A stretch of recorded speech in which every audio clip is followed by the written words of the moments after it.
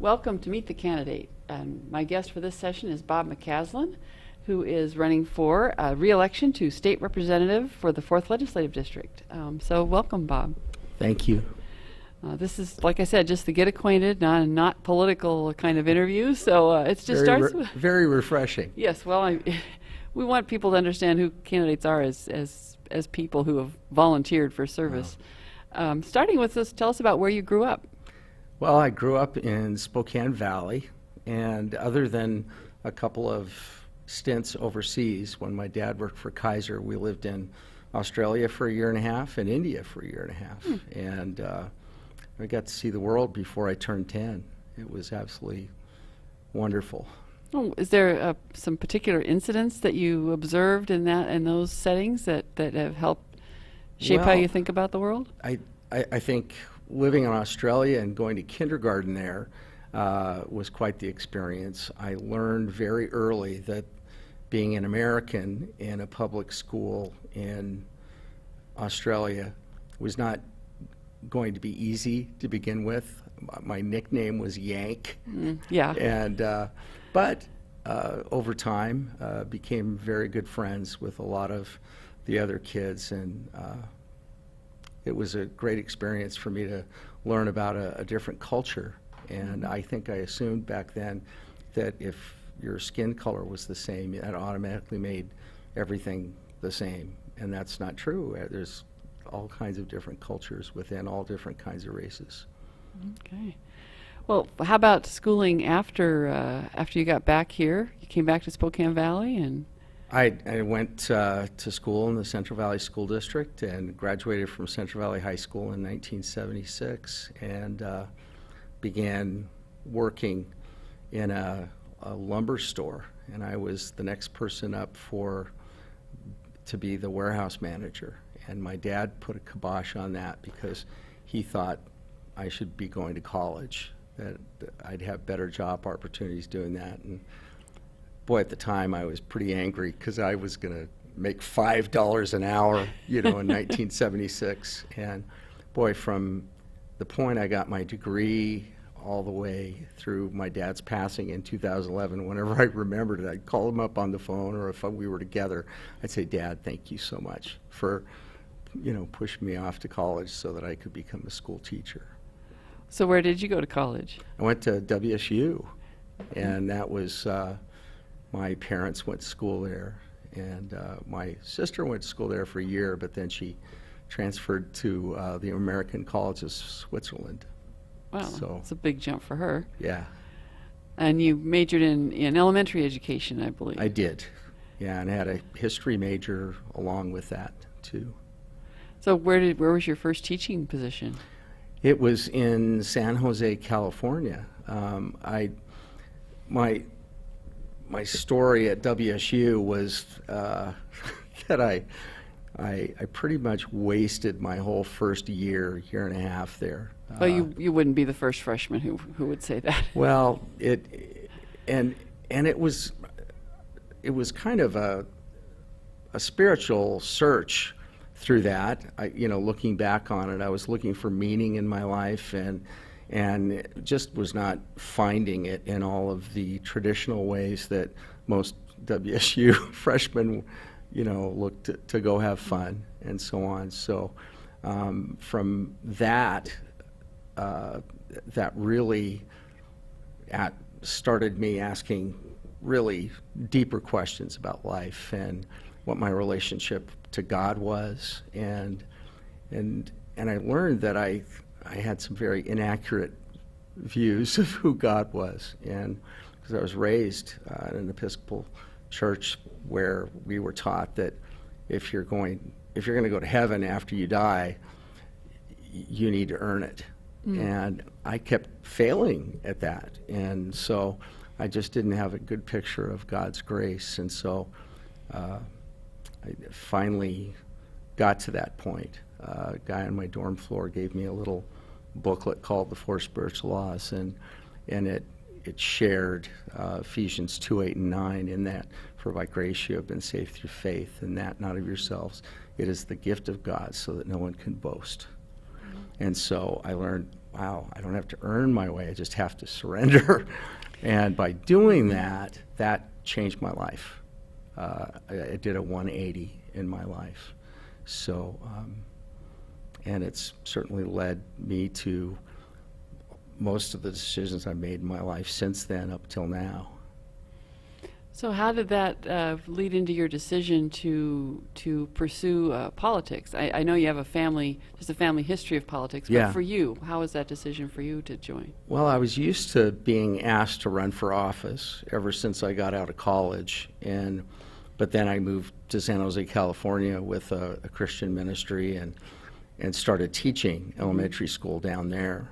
And that was a great thing for me to do. I met my wife down there, was the added blessing, but really it is me being in a very, very different culture, and often I was the minority in classrooms where I taught, and I taught elementary school, and so I learned so much.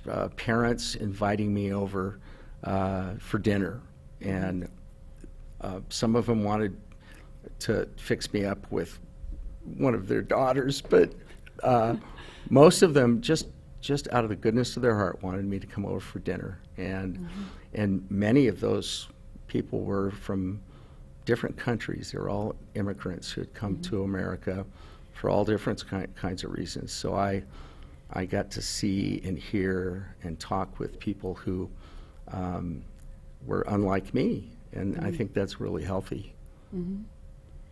So you did meet your wife in California. You came back to the Spokane Valley area. Yeah, 1994. My mom was dying of cancer, and we thought our one-year-old daughter, Anne, would benefit a lot.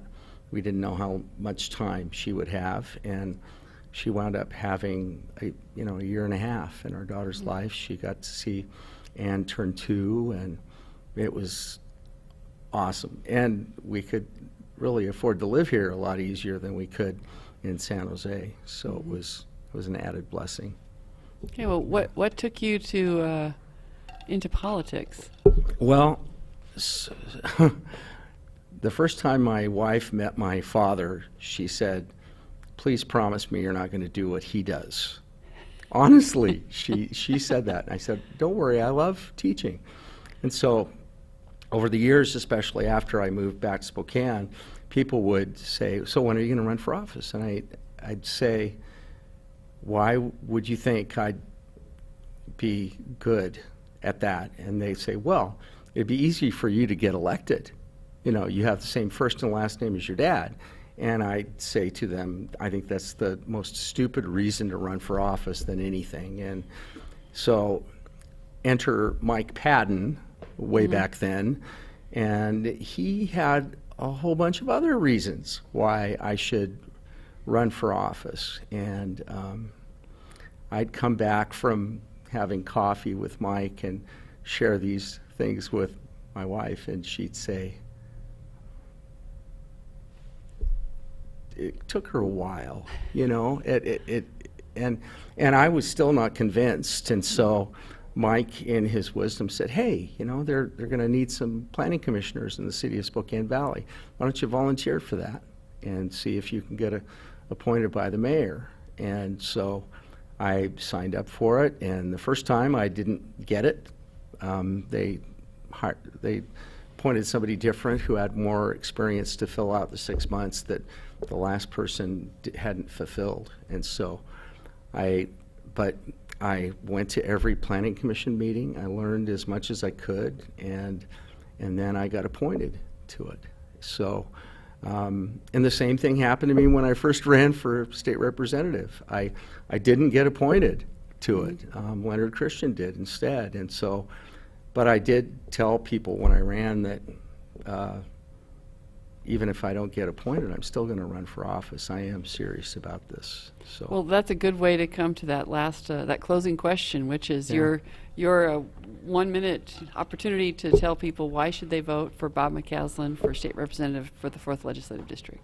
Well, I think transparency is one of them. I'm very open about who I am and what I stand for, and that's been true for the last 7 years, the year leading up for me running for the first time, and ever since. And that allows me just to be myself, because if you're honest and open about who you are and what you stand for, I think, and I do believe that this is a service job. This is not something I should be in for political ambitions, because I really don't have any. My wife and I, every 2 years, we decide if I'm going to run again, and we pray about it too. And so I am a person of principle. I'm a fiscal conservative. I don't think government has all the answers to all of our problems. I think there are points when they can intervene constitutionally. We have a great state constitution, and I think when we look critically at issues, I think voters in the past have voted for me because they know that I'm not going to automatically buy into a lot of solutions from Olympia that say this is how we solve the poverty problem, this is how we solve racism, this is how we make our schools better. And I get to work on those issues because as a former teacher and a person who's been active in my community, I've been pretty good at figuring out what people want. And I know that not everybody agrees with me. I don't think that's ever possible, in any situation. But I respect what they think, and I answer my emails, and it's great to have communication with people. We send out questionnaires about every 2 to 3 years, and we get feedback from voters that way too. And we listen and we respond to that and take all of those things into consideration when we vote on things. Okay. Well, thank you for coming in to join me at the studio today, Bob, and enjoy the rest of your campaign. Thank you. I appreciate it. 90 million Christians are eligible to vote. 40 million didn't. That's 45% of eligible Christians not voting. We can change that. We Believe We Vote was designed to arm people of faith with information on candidates and how they line up with biblical and constitutional principles. It's simply WeBelieveWeVote.com. We're on a mission to rev up the 2020 election. Tell your friends, your neighbors, and especially your pastors to rev up.